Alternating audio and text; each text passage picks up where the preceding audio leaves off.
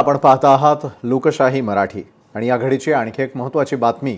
महायुतीच्या जागा वाटपाच्या चर्चेमध्ये 142 जागांचा प्राथमिक तिढा सुटलेला असून शिवसेना आणि भाजपमध्ये जागांची संख्या निश्चित झाल्याची माहिती सूत्रांनी दिली आहे। आणि यानुसार शिवसेनेला सुमारे 52 तर भाजपच्या वाट्याला 90 जागा येण्याची शक्यता आहे। बाकीच्या सुमारे 85 जागांवर गुरुवारी विस्तृत चर्चा अपेक्षित आहे। विशेष म्हणजे ठाकरेंची शिवसेना आणि काँग्रेसच्या ताब्यातील मतदारसंघांवर प्रामुख्याने बोलणी होणार असल्याचं कळतंय। तर शिवसेना आणि शरद पवारांच्या राष्ट्रवादीच्या ताब्यातील काही जागांवर भाजपने आपला दावा केला असल्याचं समजतंय। तर आणखी काही जागांवर दोन्ही पक्षांनी दावा केलेला असून सविस्तर चर्चेअंती अंतिम निर्णय घेतला जाणार असल्याची माहिती मिळते। तसंच मुस्लिम बहुल मतदारसंघ मात्र शिवसेनेसाठी सोडण्याची तयारी भाजपने दर्शवल्याचीही माहिती मिळते।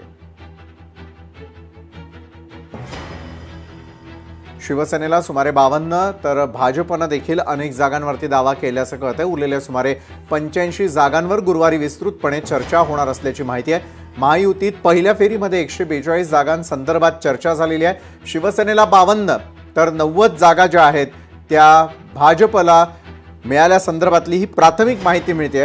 आणि या संदर्भात अधिक चर्चेसाठी आपल्या सोबत आहेत आमचे प्रतिनिधी चेतन आपल्यासोबत जोडले गेलेले आहेत। चेतन, खरं तर काल निवडणुकांचं सगळं गणित आणि त्याचबरोबर वेळापत्रक जाहीर करण्यात आलं, त्यानंतर सगळ्यांना उत्सुकता लागून ती प्रत्येक पक्षाच्या जागा वाटपासंदर्भातली सगळ्यांचं लक्ष लागलेलं आहे महायुतीच्या जागा वाटपाकडे। कारण महायुतीमध्ये असलेलं शिवसेना आणि भाजप यांच्यामध्ये जागांबाबत जी पहिल्या फेरीतील आत्ता चर्चा झालेली आहे, या चर्चेतली इनसाइड स्टोरी चेतन मला आपल्याकडून जाणून घ्यायची आहे। काय घडलं पहिल्या फेरीत? निश्चित विशाल सर, कारण याआधी ज्या बातम्या लोकशाहीने दाखवलेल्या आहेत त्या खऱ्या ठरलेल्या आहेत। अर्थातच पहिली बातमी होती नवाब मलिकांच्या नेतृत्वामध्ये महायुतीमध्ये राष्ट्रवादीला नो एंट्री असेल, ती बातमी खरी ठरली। अधिवेशन काळामध्येच आपण सांगितलेलं होतं की शिवसेना भाजप अधिवेशन संपल्यावरती 2 दिवसांनी चर्चेची पहिल्या फेरीसाठी बसतील आणि आज अखेर ही चर्चा झालेली आहे। आणि आता तिसरी बातमी आपण देतोय की या चर्चेमधील जी इनसाइड स्टोरी आहे ती म्हणजे पहिल्या 52 जागा ज्या आहेत त्या शिवसेनेच्या वाटेला गेलेल्या आहेत, तर 90 जागा या भाजपच्या वाटेला आहेत। 142 जागा आहेत। एकूण 227 जागांचा तिढा होता, त्यातल्या 142 जागा या सुटलेल्या आहेत। आता उरलेल्या 85 जागांवरती गुरुवारी दिवसभर मॅथवर्तन बैठक होणार आहे। या बैठकीमध्ये नेमक्या कुणाच्या वाटेला किती जागा जातील यावरती एक चर्चासत्र घडून येईल। वॉर्ड निहाय प्रत्येक जागेवरती चर्चा केली जाईल। मग यामध्ये जे निकष लावण्यात आले आहेत ते आपण सांगूया आपल्या प्रेक्षकांना। पहिला निकष असेल तो म्हणजे ठाकरेंच्या ताब्यातील सर्व जागा ज्या 2017 साली शिवसेनेच्या चिन्हावरती ते दृश्यमानवरती ते निवडून आलेले होते, त्या सर्व जागांवरती आत्ताच्या शिवसेना म्हणजे शिंदेच्या शिवसेनेने क्लेम केलेला आहे।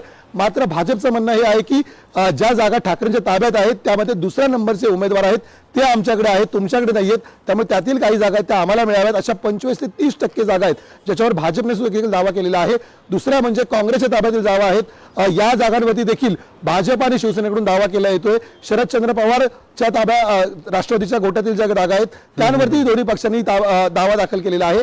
त्यामुळे या 3 पक्षांच्या ताब्यातील ज्या जागा आहेत त्याच्यावरती आता एक मायनर लेवलची चर्चा आहे, मायक्रो लेवलची चर्चा आहे, ती या गुरुवारी होणाऱ्या बैठकीमध्ये केली जाईल।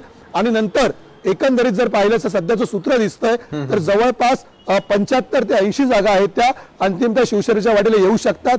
या उलट जवळपास 140 ते 45 जागा आहेत त्या भाजपच्या वाटेला जातील।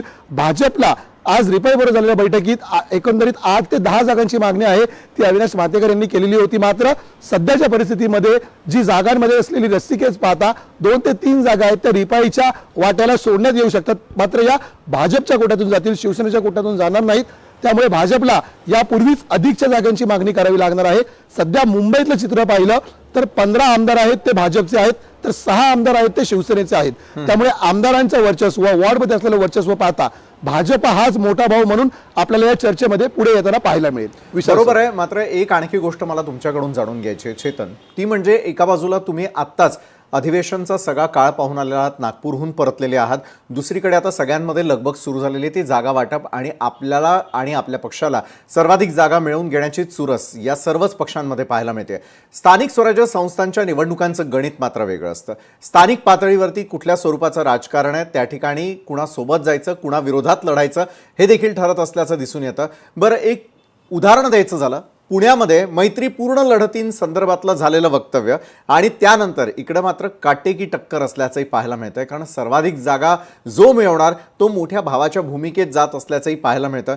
मात्र सध्याचं चित्र पाहता स्थानिक स्वराज्य संस्थांच्या निवडणुकांना सामोरं जात असताना कुठल्या प्रकारच्या फॉर्म्युलाचा स्थानिक पातळीवरती किंवा मुख्य असलेल्या महापालिकांमध्ये जागा वाटपासंदर्भातला निर्णय होऊ शकतं, काय वाटतंय? कारण तुम्ही मगाशी मुंबईचा उल्लेख केला, मला पुण्याचा करावासा वाटतो, इतर ठिकाणी देखील चित्र वेगळ्या स्वरूपाची असू शकतात. चेतन.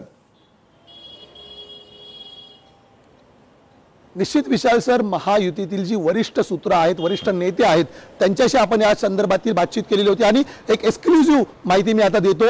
एकंदरीत ज्या मोठ्या महापालिका आहेत त्याच्यामधली मुंबई असेल, नवी मुंबई असेल, ठाणे असेल, कल्याण डोंबिवली असेल, पुणे असेल, या महापालिकांमध्ये भाजप, राष्ट्रवादी आणि शिवसेनेने गणित ठरवलेलं आहे. त्याच्यामध्ये सर्वात महत्त्वाचं चित्र म्हणजे राष्ट्रवादीला सोबत घेतल्यास मुस्लिम मतं तर आपल्याला मिळणार नाहीत, मात्र हिंदू मतं आणि मराठी मतं दुरावण्याची दाट शक्यता आहे आणि म्हणूनच राष्ट्रवादीला महायुती आपल्याला या सर्व जिल्ह्यांमध्ये स्वतंत्रपणे लढताना पाहायला मिळू शकते आणि तसाच निर्णय अंतिमता होईल.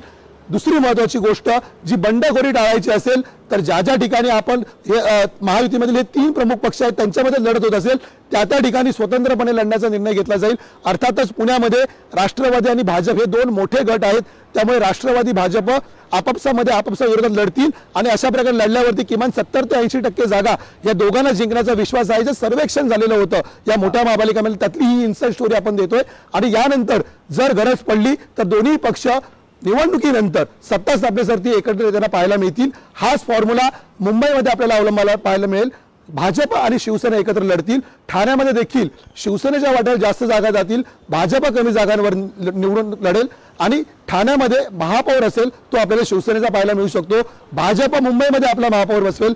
नवी मुंबईमध्ये थोडीशी अटीतटीची लढत असेल, जागा वाटपामध्ये तिढा आहे, कारण गणेश नाईक आणि एकनाथ शिंदे यांच्यामध्ये राजकीय वैर सर्वश्रुत आहे, त्यामुळे या ठिकाणी शेवटच्या टप्प्यामध्ये युती होऊ शकते असं व्यक्त केलं जातोय. मात्र तिसरीकडे कल्याण डोंबिवलीचा विषय झाला तर या ठिकाणीही भाजप आणि शिवसेना एकत्र लढतील अशी खात्रीलायक माहिती आहे. मात्र या ठिकाणी भाजपचा महापौर बसवण्याची चिन्ह दिसून येत आहे, त्यामुळे ठाण्यामध्ये एकनाथ शिंदे यांचं नेतृत्व मोठं असेल असं दाखवलं जाईल, तर कल्याण डोंबिवलीमध्ये रवींद्र चव्हाण यांचं वर्चस्व असेल आणि भाजप मुंबई आपल्या ताब्यात घेईल. त्यामुळे पुण्यामध्ये दादा की भाजप हे पाहावं लागेल आणि उरलेल्या 3 महापालिकांमध्ये भाजप 2 महापालिका, 1 महापालिका शिवसेनेकडे. नवी मुंबईचं चित्र मात्र शेवटपर्यंत अस्पष्ट राहील. बरोबर आहे चेतन. निवडणुकांचं वेळापत्रक एका बाजूला जाहीर झालेलं आहे, त्यानंतर वाढत जाणारी रंगत ही रोज आपल्याला आपल्या महाराष्ट्रातल्या तमाम प्रेक्षकांपर्यंत पोहोचवायचं, कारण लोकसभा असेल, विधानसभा असेल, दोघींचे साक्षीदार लोकशाहीचे आपले सर्व प्रेक्षक झालेले होते. आता स्थानिक पातळीवरती होणाऱ्या निवडणुकांचे सर्वाधिक चुरशीचे निकाल असतील किंवा त्या ठिकाणी होणाऱ्या लढती असतील, प्रत्येक अपडेट लोकशाही मराठीची टीम तुमच्या सगळ्यांपर्यंत पोहोचवेल. तुर्तास दिलेल्या माहितीसाठी धन्यवाद चेतन. वळूयात आपण आता पुढच्या